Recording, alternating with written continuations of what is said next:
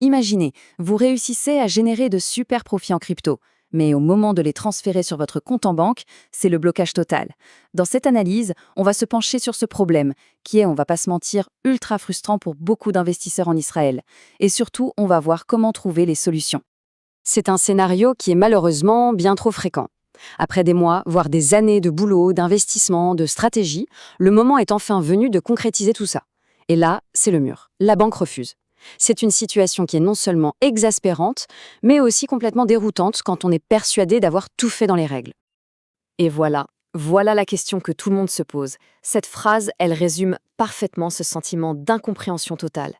On a l'impression d'avoir coché toutes les cases, d'avoir été un citoyen modèle, et pourtant, la toute dernière étape, celle qui semblait la plus simple, eh bien, elle se transforme en un obstacle qui paraît inenfranchissable. Allez, on plonge dans le vif du sujet. Parce que pour bien comprendre comment obtenir ce fameux oui de la banque, il faut d'abord faire un petit retour en arrière et analyser d'où vient ce problème et où on en est aujourd'hui. C'est ce qu'on peut vraiment appeler la douche froide. Après avoir réussi à naviguer sur les marchés super volatiles des cryptos, on pense avoir fait le plus dur. Et en fait, non. On découvre que la ligne d'arrivée, elle est bien plus loin. La banque se dresse comme un obstacle sorti de nulle part, et bien souvent, les justifications qu'elle donne sont plutôt vagues. Alors, il faut savoir que la situation n'a pas toujours été comme ça. Il y a eu une évolution, et une évolution cruciale. Avant 2022, c'était simple, si on veut. La porte était complètement fermée. C'était un non catégorique, point. Mais la directive NBT 411 de la Banque d'Israël, en 2022, a tout changé. Elle a forcé les banques à arrêter ce refus systématique. Du coup, aujourd'hui, on est passé à un peut-être. Mais attention, c'est un peut-être qui est soumis à beaucoup de conditions. Ok, maintenant, essayons de nous mettre 2 secondes à la place de la banque. On laisse de côté la frustration de l'investisseur pour regarder les obligations de l'institution. Parce que pour arriver à les convaincre, il faut d'abord comprendre de quoi elles ont peur. Le point le plus important à comprendre, c'est vraiment ça. Le refus de la banque, ce n'est pas personnel. La banque ne juge pas de la pertinence d'un investissement en Bitcoin ou en Ethereum. Non, sa seule et unique préoccupation, sa priorité absolue, c'est son obligation légale d'empêcher le blanchiment d'argent, ce qu'on appelle l'AML. C'est tout ce qui compte pour elle dans ce contexte. Et concrètement, ça veut dire quoi? En fait, la banque a une double obligation imposée par la loi. D'abord, elle doit vérifier l'origine des fonds. Est-ce que l'argent qui a servi à l'investissement initial était propre? Et ensuite, elle doit pouvoir suivre absolument tout le parcours de cet argent, de A à Z, de l'investissement de départ jusqu'à la demande de virement, sans la moindre zone d'ombre. Et là, on arrive au cœur du problème. C'est la plus grande idée reçue, l'erreur que presque tout le monde fait. Et c'est vraiment la clé pour débloquer toute la situation. Il faut absolument comprendre la différence fondamentale qu'il y a entre la conformité fiscale et la conformité bancaire.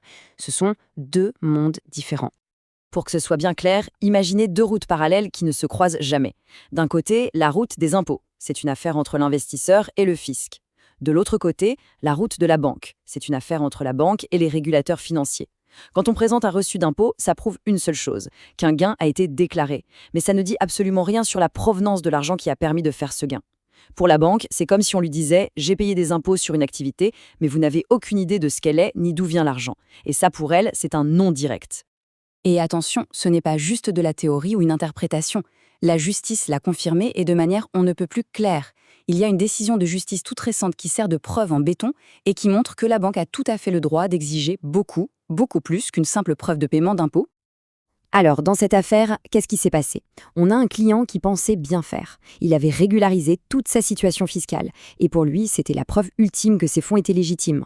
Mais la banque, elle, n'a pas bougé d'un iota. Elle a maintenu que ça ne prouvait en rien d'où venait l'argent, au sens de la loi anti-blanchiment. Et le tribunal a donné raison à la banque. C'est la preuve parfaite que l'argument fiscal, face aux exigences de la banque, ne pèse absolument rien. Voilà, c'est ça, la phrase qu'il faut retenir de tout ça. C'est la leçon la plus importante de toute la jurisprudence sur le sujet. Payer ses impôts, c'est une étape. Oui, elle est nécessaire, elle est obligatoire, mais elle est très loin d'être suffisante. C'est une vérité qu'il faut absolument intégrer si on veut avoir une chance de réussir. Bon, ok, on a bien compris le problème. Maintenant, comment on fait pour le résoudre? Comment on passe du non au oui? Eh bien, la réponse, elle tient en un mot: préparation. L'idée, c'est de construire un dossier en béton armé, un dossier qui soit tellement complet qu'il réponde à toutes les questions de la banque avant même qu'elle ait eu le temps de les poser. Un dossier qui gagne, c'est un dossier qui respire la transparence.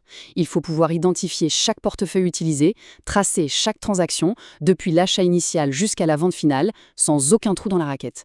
Il faut fournir toutes les preuves, les relevés, les confirmations. Le lien entre l'investisseur et les fonds doit être direct, prouvé, indiscutable. Pas de passage par des intermédiaires bizarres ou non identifiés.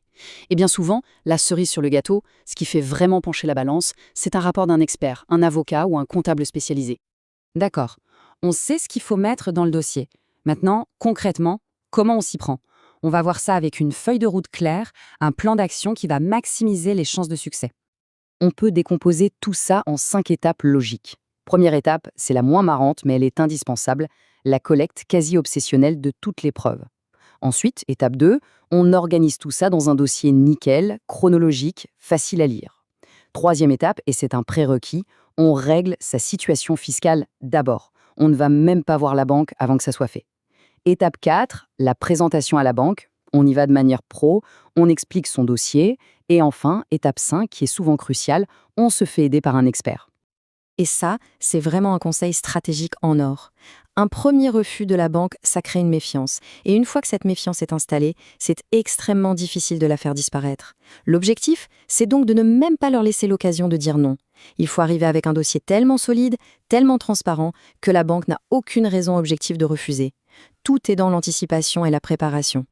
Bon, et si, malgré un dossier en béton armé, malgré toute cette préparation, la réponse est toujours négative? Qu'est-ce qu'on fait? Est-ce que tout est perdu? Non, pas forcément. Il existe encore des voies de recours. L'histoire ne s'arrête pas forcément là. Il y a encore des cartes à jouer. On peut faire remonter le dossier en interne, au service de conformité de la banque. On peut contacter le régulateur, le superviseur des banques. On peut aller en justice en dernier recours. Et puis, il y a une autre option qui est parfois la plus simple. Changer de crèmerie. Se tourner vers une autre banque qui est peut-être un peu plus moderne et plus ouverte à cette nouvelle économie. Finalement, pour conclure, tout ce processus, ça se résume à une seule et unique question. Il ne s'agit pas seulement de chiffres, de transactions, de documents. Il s'agit de raconter une histoire, l'histoire de l'argent. Et si cette histoire est limpide, si elle est cohérente, si chaque étape est prouvée, alors même le banquier le plus sceptique de la planète pourra être convaincu. La clé, elle est là, dans la clarté et la transparence de ce récit.